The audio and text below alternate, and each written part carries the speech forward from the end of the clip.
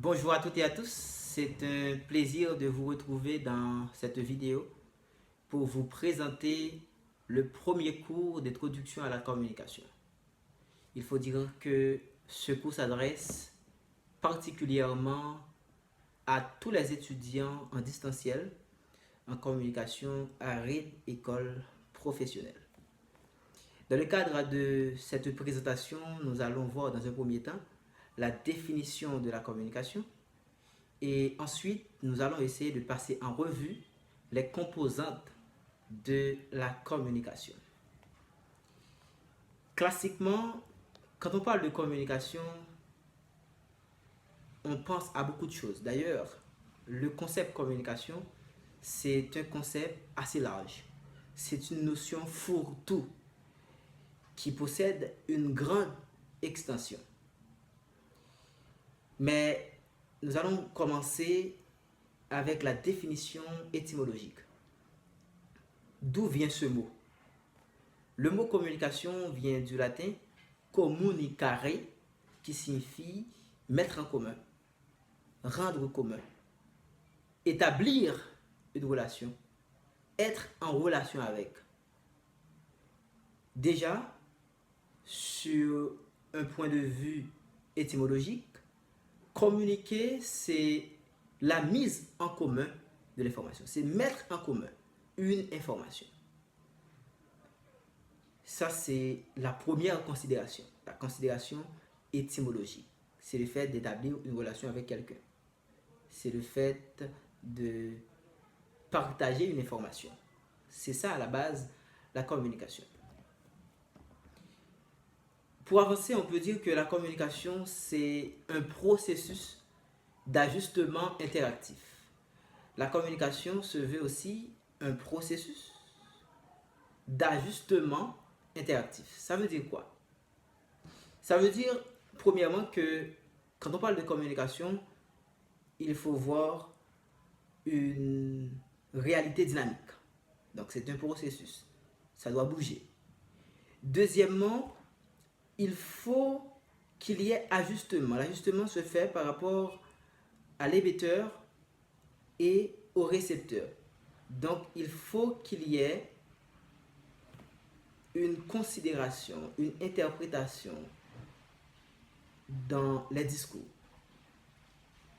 Quand je parle en tant qu'émetteur, mon récepteur va recevoir le signal que j'envoie et va l'interpréter. Donc, l'interprétation, c'est ça l'ajustement. Mais cet ajustement se fait non seulement du côté de l'émetteur, mais aussi et surtout du côté du récepteur. Donc, quand on parle, tantôt on est émetteur, quand on est engagé dans une situation de communication, tantôt on est émetteur et tantôt on est récepteur. Maintenant, quand je suis émetteur, je parle, je m'exprime. Le récepteur, lui, il m'écoute. Écouter, avant tout, c'est se taire. Écouter, c'est donner son attention à l'autre. Maintenant, le récepteur qui m'écoute, il va essayer d'interpréter mon signal. Et c'est ça le message. Voilà pourquoi on dit que la communication, c'est un processus d'ajustement interactif. Donc, les deux vont essayer d'ajuster par rapport à chacun, par rapport à son expérience, par rapport à sa culture, par rapport à la taille de sa connaissance. Donc ça, c'est important parce que quand je dis quelque chose, l'autre peut ne pas le recevoir tel que je le dis. Il faut comprendre ça. La communication, c'est aussi un acte par lequel quelqu'un qui s'appelle émetteur traduit un fait, une idée, un concept, un sentiment, une réalité quelconque en un message qu'il transmet à un autre individu appelé récepteur par le moyen d'un canal de communication et en utilisant un code, si on peut ajouter quelque chose dans une situation bien déterminée ou dans un contexte spécifique. Oui, communiquer, c'est un acte. La communication est un acte dans la mesure où on ne peut communiquer sans poser une action quelconque, sans produire un comportement. Je peux le dire ainsi. Communiquer, c'est un comportement.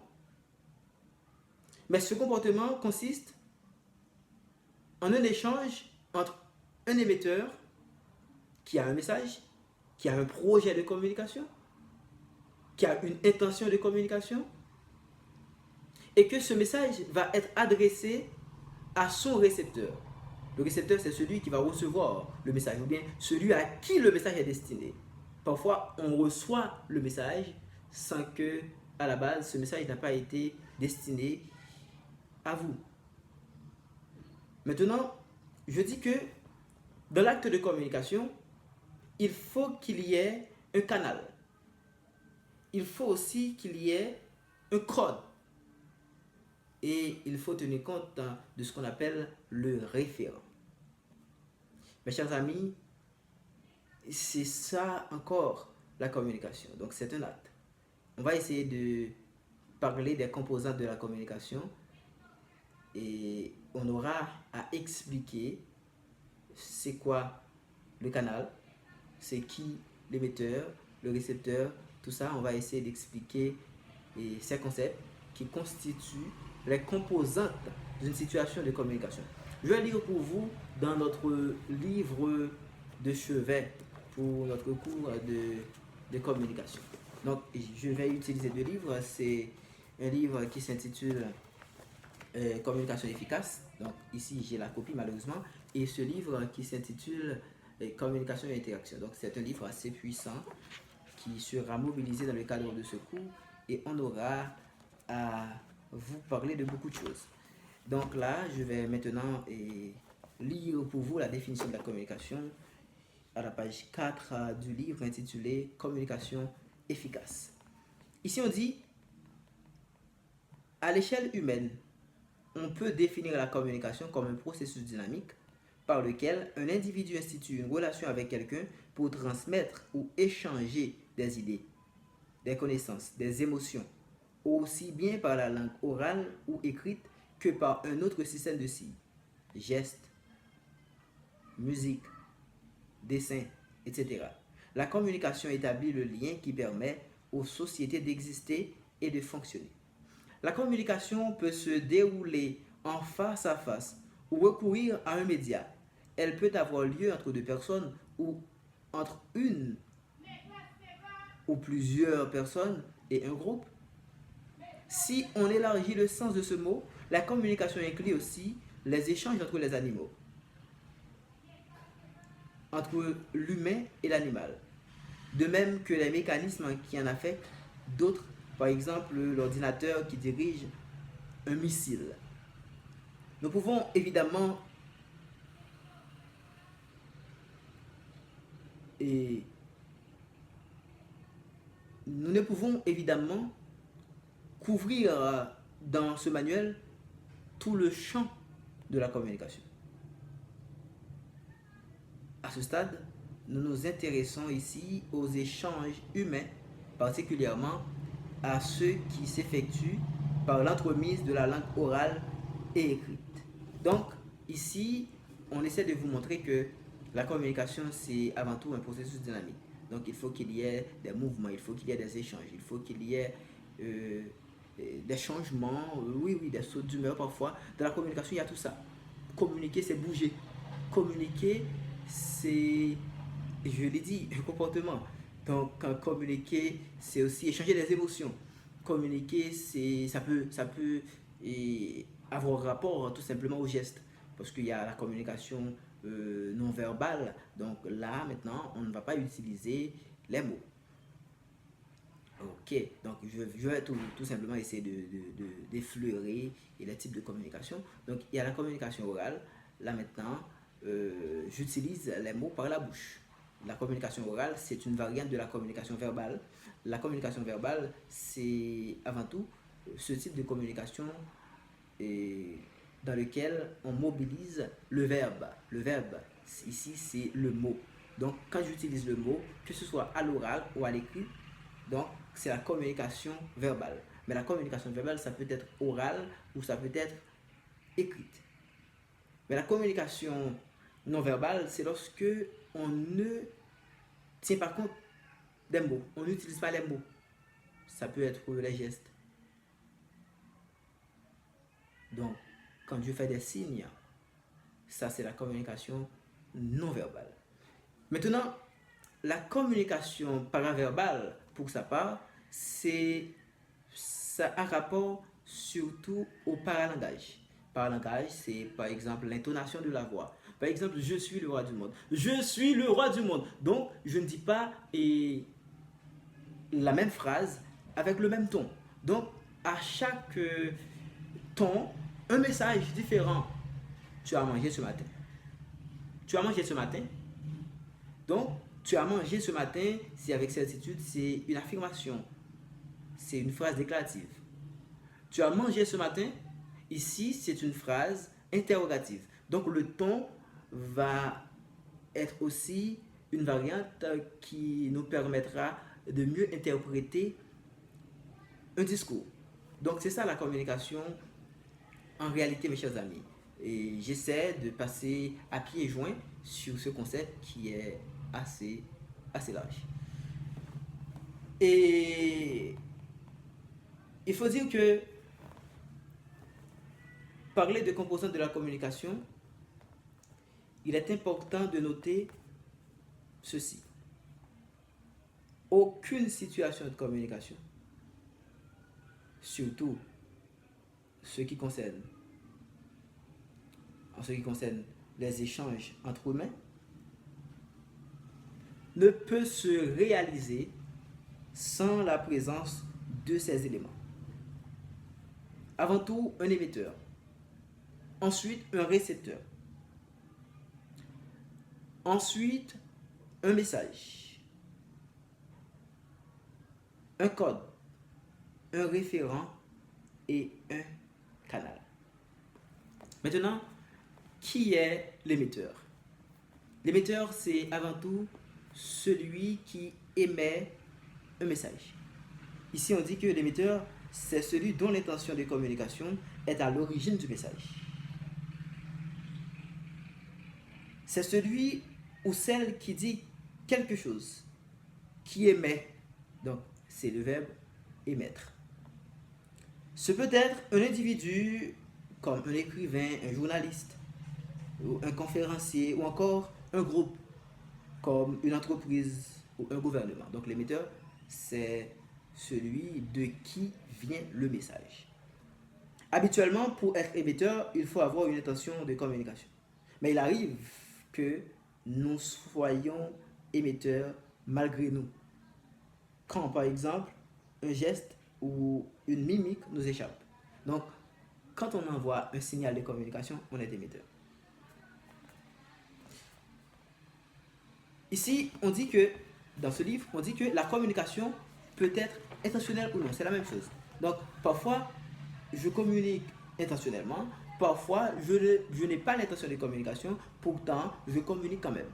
Donc ça, il faut le comprendre. Il faut l'accepter parce que c'est une réalité. Le récepteur, lui, c'est celui qui reçoit le message. Ou bien la personne ou le groupe à qui s'adresse le message, à qui le message est destiné. Bien qu'il arrive qu'on lise ou entende des messages émis à l'intention de quelqu'un d'autre, parfois, mais le message, s'il est destiné à vous, c'est vous le récepteur. Le spectateur, le lecteur et l'auditeur sont des récepteurs puisqu'ils reçoivent de l'information. Dans la conversation, l'émetteur et le récepteur s'échangent les rôles. Donc, quand je parle avec toi, tantôt tu es émetteur, tantôt tu es récepteur. Moi aussi. On parle de rétroaction ou feedback. C'est lorsque le récepteur va réagir au message qu'il a reçu. La rétroaction permet à l'émetteur de savoir comment son message a été reçu, au besoin de le remanier. Parfois on dit quelque chose et ce qu'on dit va être interprété dans un autre sens. Donc, quand le récepteur va réagir, eh bien, son feedback va nous permettre, en tant qu'émetteur, de réagencer notre message, de reformuler. Donc, c'est important parfois de procéder à la reformulation, puisque l'objet de communication, c'est que le récepteur comprenne notre message. Cette interaction accroît l'efficacité de la communication. Donc, c'est ça. S'il n'y a pas d'interaction, il ne va pas pouvoir avoir de la compréhension. Donc, on ne va pas comprendre si l'émetteur a saisi le sens naturel de notre message.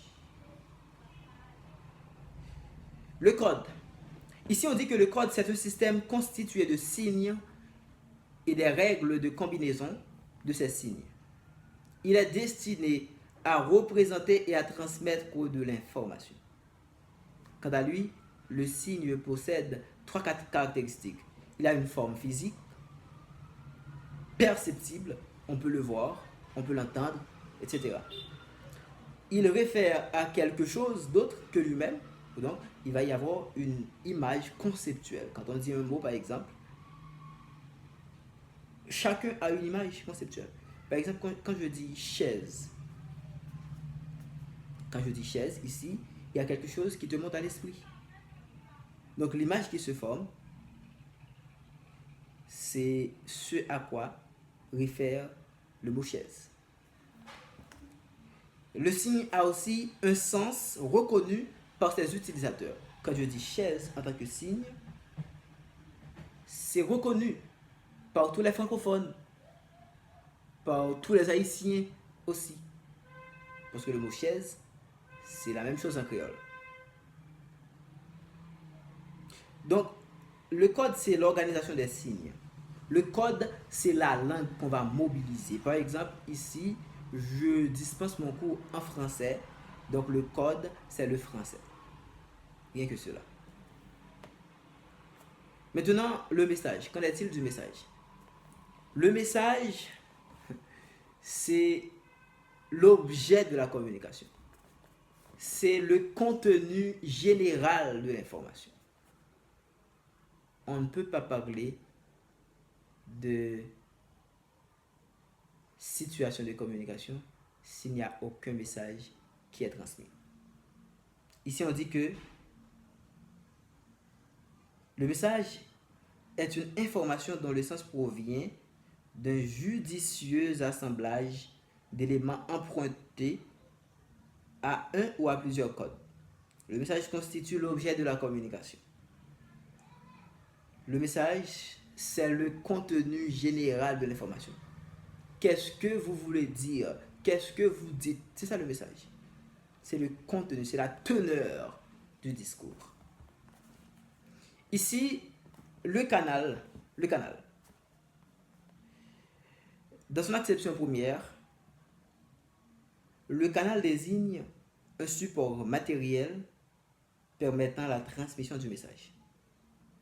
On l'appelle ici canal physique. Par exemple, l'air dans lequel se déplacent les ondes sonores constitue le canal par lequel ont lieu la plupart des échanges verbaux quand les interlocuteurs sont en présence l'un de l'autre. L'écran cathodique, les circulaires, le poste de radio sont aussi d'autres canaux. Donc, le canal, c'est bien le moyen par lequel on transmet son message. Ici, on parle de canal physique. Maintenant, il faut dire que il existe aussi un autre canal qu'on appelle canal psychologique. Ce canal s'appelle le contact.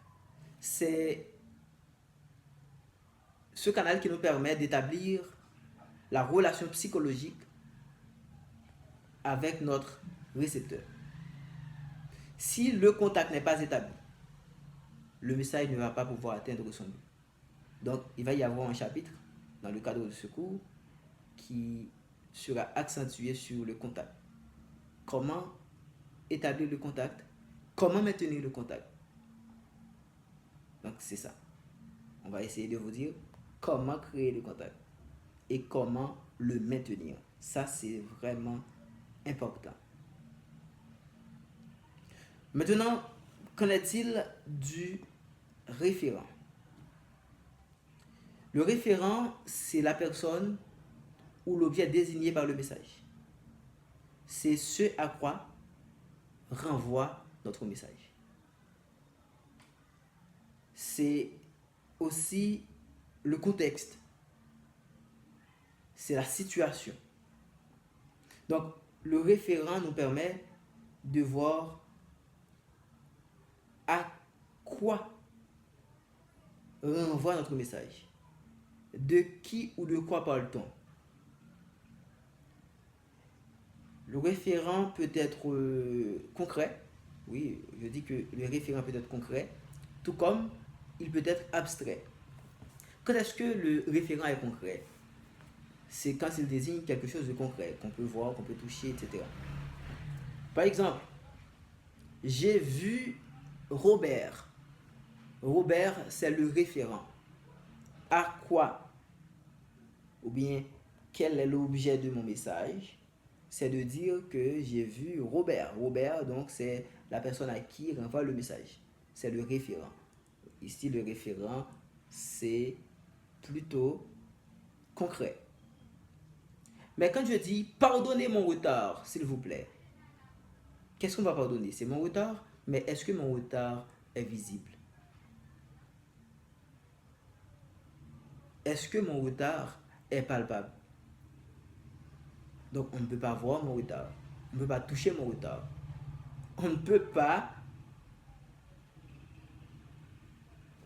C'est pas physique, c'est pas visible. Donc, c'est quelque chose d'abstrait. Ici, on parle de référent abstrait. Le référent aussi peut être textuel, tout comme il peut être extratextuel. Quand il est textuel, c'est lorsqu'il se trouve dans le texte. Si c'est à l'écrit, donc, je viens de parler de Paul. Paul est un homme intelligent. Il adore étudier. Il, ici, représente Paul. Donc, le référent ici, c'est textuel. Cependant, je peux être en train de parler de quelque chose. Peut-être que ça a rapport avec une conversation précédente. Par exemple, j'ai eu une conversation avec toi. Tu regardes cette vidéo. Nous avons parlé du directeur. Et puis, le lendemain, on se rencontre. Et puis, je vous dis, ah, je l'ai vu hier. Ici, c'est un référent extra-textuel. Même si c'est pas à l'écrit, mais je prends l'exemple, bon, ok, si par exemple c'est à l'écrit, je vous envoie un message pour dire, je l'ai vu hier. Donc ici, c'est extra-textuel. Mes chers amis, c'était un plaisir de vous faire ce premier cours sur l'introduction à la communication. Donc, on essaie de faire une synthèse et de tout ce qui devrait être dit. On a parlé aujourd'hui de la définition de la communication,